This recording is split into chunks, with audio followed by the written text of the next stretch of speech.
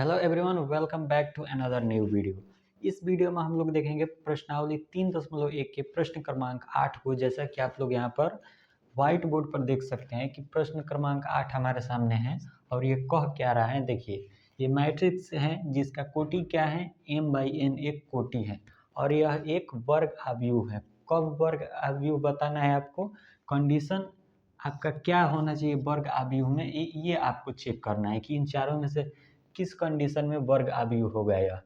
तो वर्ग आव्यूह के लिए मैं आपको वर्ग आव्यूह टाइप ऑफ मैट्रिक्स में आपको पढ़ा चुका हूँ कि वर्ग आव्यूह में क्या होता है, रो एवं कॉलम की संख्या समान होती है, उसी को हम लोग बोलते हैं वर्ग आव्यूह। तो यहाँ पर यदि हम लिखेंगे, इसका आंसर लिखना होगा, तो आंसर में देखिए लिखेंगे जानते हम जानते हैं कि वर्ग आव्यूह में रो एवं कॉलम की संख्या समान होती है। हम जानते हैं कि वर्ग आव्यूह में क्या होता है, रो एवं कॉलम की संख्या समान होती है।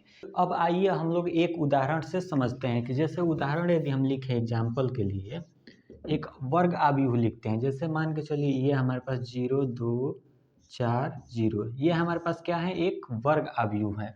तो वर्ग आव्यूह में देखिए क्या है, कितना रो है इसमें, 1 2 रो है और 2 कॉलम है, तो इसका 2/2 कोटि हुआ। तो यहाँ पर देख सकते हैं कि यह वर्ग आव्यूह कब होगा, जब 2 रो और 2 कॉलम हो गया, यानी m और n, m ध्यान से देखिए यहाँ पर m और n बराबर होना चाहिए, तब यह वर्ग आव्यूह होगा। एक और उदाहरण हम यदि लेंगे यहाँ पर, मान के चलिए 4 0 5 4 7 2 3 6 4, ये हो गया। ये कितना बाई कितना का मैट्रिक्स है, तो देखिए 1 2 3 रो हैं और 3 कॉलम है, तो इसका कोटि क्या हुआ, 3/3। तो यहाँ पर देख सकते हैं आप लोग कि जब भी हम वर्ग आव्यूह बना रहे हैं उसमें रो एवं कॉलम की संख्या समान आ रही है, यानी यहाँ पर भी क्या होना चाहिए, m और n बराबर होना चाहिए, तब जाकर यह वर्ग आव्यूह होगा। तो अब आप लोग आसानी से चेक कर सकते हैं कि वर्ग बराबर कहाँ है। तो बराबर देखिए यहाँ पर कहाँ है, m छोटा है n से, ये भी सही नहीं है। यहाँ पर m बड़ा है n से, ये भी सही नहीं है। यहाँ पर दिख रहा होगा आपको कि m और n बराबर हैं, यही तो हमें चाहिए, m और n बराबर। तो इसका सही आंसर क्या हो जाएगा, ऑप्शन नंबर सी। तो यहाँ पर आप लोग प्रश्न क्रमांक 8 को इस तरह से सॉल्व कर सकते हैं। आइए हम लोग बढ़ते हैं, प्रश्न क्रमांक 9 को सॉल्व करते हैं। अब देखिए प्रश्न क्रमांक 9 हमारे सामने है और वह कह क्या रहा है, समझिए। यहाँ पर x तथा y के प्रदत्त किन मानों के लिए आव्यूहों के निम्नलिखित युग्म समान होंगे, यानी x के किन मानों के लिए। तो सबसे पहले हम लोग आव्यूह लिखते हैं। आव्यूह जो दिया है 9th नंबर क्वेश्चन में, तो आव्यूह देखिए दिया है इसमें 3x + 7 5 y + 1 और यहाँ पर दिया है 2 - 3x, ये हमारे पास मैट्रिक्स दिया है। और इसके बाद दिया है इसमें एक और मैट्रिक्स 0 y - 2, यहाँ पर दिया है 8, यहाँ पर 4, ये हमारे पास मैट्रिक्स दिया है। बोल रहा है कि ये इस मैट्रिक्स को हल करेंगे तो x और y का मान क्या क्या आएगा, इन ऑप्शन में से क्या क्या आ सकता है, ये आपको चूज करना है। तो इसमें यदि हम x और y का वैल्यू ज्ञात कर ले तो देखकर आसानी से बता सकते हैं कि कौन सा युग्म हमारा सही है, कौन सा युग्म में x और y का वैल्यू सही आ रहा है।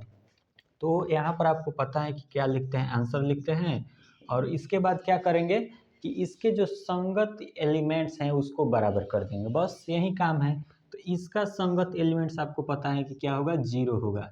तो हम क्या करेंगे, यहाँ पर 3x + 7 = 0 कर देंगे। अब देखिए इसको यदि हम सॉल्व करते हैं तो साथ इधर प्लस में इधर जाएगा माइनस में, तो 3x = -7 और x इधर x के साथ 3 गुणा में है, इधर जाएगा तो भाग में, तो x = -7/3 हो जाएगा। उसके अलावा यदि हम बात करें यहाँ पर एक और एलिमेंट्स को बराबर करते हैं, तो देखिए इसका संगत एलिमेंट्स क्या हुआ, ये हुआ। तो यदि हम इसको निकालते हैं y माइनस 2 बराबर 5, इसका संगत एलिमेंट से ये हुआ तो इसको हम बराबर कर दिए। अब देखिए 2 इधर माइनस में है, इधर आएगा प्लस में हो जाएगा, यानी y बराबर 5 प्लस 2, यानी y बराबर क्या हो जाएगा 7 हो जाएगा। तो यहाँ पर y का वैल्यू 7 आ रहा है। अब देखिए इसको आगे हम लोग सॉल्व करते हैं। इसका संगत एलिमेंट्स क्या हुआ 8 हुआ, तो क्या करेंगे y प्लस 1 इक्वल टू 8 हो जाएगा। तो देखिए एक इधर प्लस में है, इधर जाएगा माइनस में हो जाएगा, तो y बराबर क्या हो जाएगा 8 माइनस 1, यानी y का मान यहाँ पर कितना हो जाएगा 7 हो जाएगा। तो y का वैल्यू 7 आया। यहाँ पर क्या हो गया देखिए 2 माइनस 3x, इसका संगत एलिमेंट्स 4 हुआ, तो क्या करेंगे 2 माइनस 3x बराबर 4।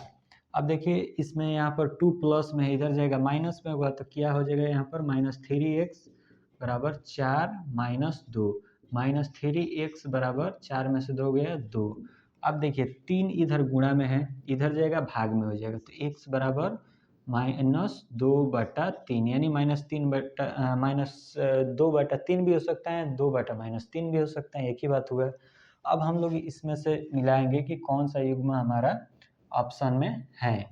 तो देखिए x का मान कहीं -7/3 आ रहा है, तो इसमें कहीं नहीं आ रहा है x का मान -7/3।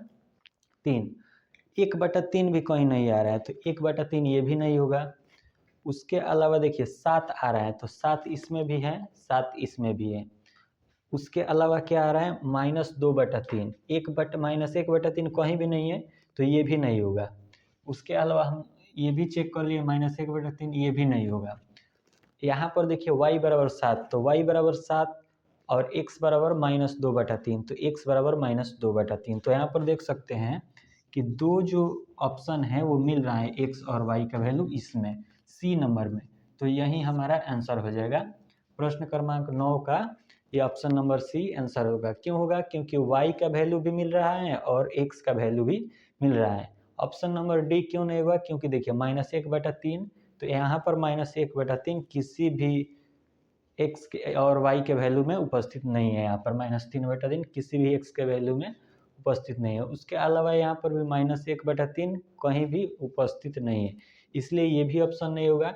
ये दोनों जगह मिल रहा है, तो इसको हम लोग क्या करेंगे, ऑप्शन नंबर सी को टिक कर देंगे, यानी ये हमारा ऑप्शन जो है वो सही है।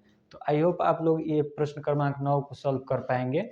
और चलिए आगे बढ़ते हैं, हम लोग देखते हैं प्रश्न क्रमांक 10 को कैसे सॉल्व करते हैं। अब देखिए इस प्रश्नावली यानी प्रश्नावली 3.1 का अंतिम प्रश्न हमारे सामने है, जिसका सीरियल नंबर है प्रश्न क्रमांक 10।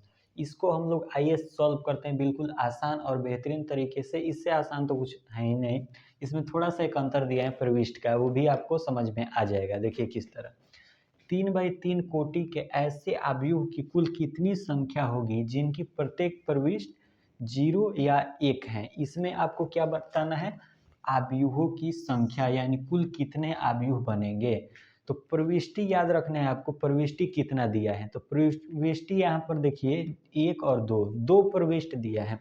तो यहाँ पर आंसर में सबसे पहले हम लोग क्या लिखेंगे, देखिए प्रविष्ट कितना दिया है, प्रविष्ट इक्वल टू 2 दिया है, तो 2 प्रविष्ट है। अब देखिए जब 2 प्रविष्ट हैं तो क्या हमको करना है कि देखिए 3/3 कोटि, यानी कोटि कितना है 3/3, यानी 3/3 का यदि हम एक मैट्रिक्स बनाते हैं, यहाँ पर देखिए 3/3 का, तो ए ए ए, यहाँ पर भी ए, यहाँ पर भी ए, इसका नामकरण करना आप जानते हैं कि 1 2 1 1 होगा, यहाँ पर 1 1 1 2 1 3, यहाँ पर 2 1 2 2 2 3, यहाँ पर 3 1 3 2 3 3। तो इस प्रकार से हम लोग इसका नामकरण कर लेते हैं। ये हमारे पास एक 3/3 कोटि का मैट्रिक्स तैयार हो गया।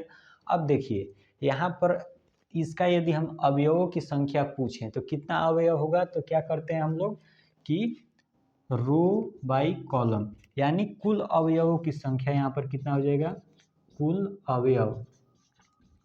कुल अवयव बराबर होता है रो इंटू कॉलम, यानी 3 इंटू 3 बराबर 3 3 का 9 कुल अवयव हैं इसमें, इस 3/3 के मैट्रिक्स में। अब इसको हम लोग क्या करेंगे, एक आप छोटा सा फॉर्मूला याद रखिएगा, क्या कि आव्यूहों की संख्या लिखेंगे, आव्यूहों की संख्या, आव्यूहों की संख्या बराबर होता है कि प्रविष्ट की संख्या यहाँ पर होता है, लिख देते हैं प्रविष्ट की संख्या, प्रविष्ट की संख्या, इसका पावर में क्या हो जाता है, कुल अवयवों की संख्या, यानी यहाँ पर इसका पावर में क्या हो जाएगा, कुल अवयव, कुल अवयव हो जाता है। अब देखिए हमारे पास कितने प्रविष्ट हैं, 2 हैं, यानी 1 2 2 ही प्रविष्ट दिया है, 0 या 1 है, तो प्रविष्ट की संख्या यहाँ पर रखेंगे 2, पावर में क्या हो जाएगा, कुल अवयव, यानी कुल अवयव हमारे पास कितना है, 9 है, तो 9 यहाँ पर लिख देंगे। तो इसका सही आंसर क्या हो जाएगा, 2 के पावर 9। लेकिन आप लोग ध्यान से देखेंगे इसमें कहीं 2 के पावर 9 नहीं दिया है, तो इसको तो आप लोग बचपन में ही जानते हैं सॉल्व करना। बचपन में कहने का मतलब है कि क्लास 6 7 8 में जानते होंगे इसको, पावर से संख्या में बदलना।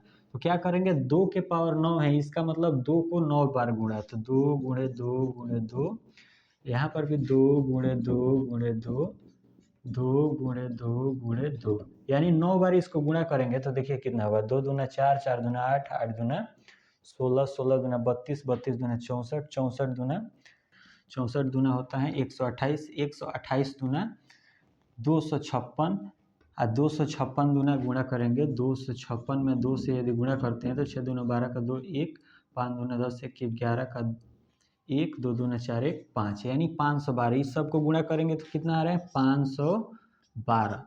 अब देखिए ध्यान से आप लोग कि ऑप्शन कहाँ है 512, तो देख सकते हैं हमारे सामने दिख रहा है कि ऑप्शन नंबर डी में 512, तो यही आपका आंसर हो जाएगा प्रश्न क्रमांक 10 के प्रश्नों को।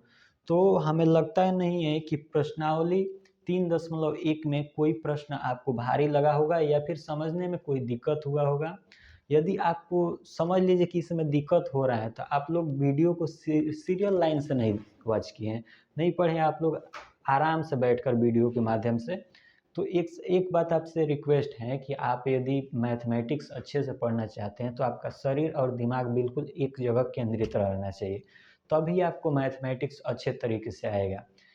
नहीं तो किसी भी तरह से तो आंसर तो आप लोग ला लेंगे, लेकिन कॉन्सेप्ट आपका जो क्लियर करना है वो नहीं हो पाएगा।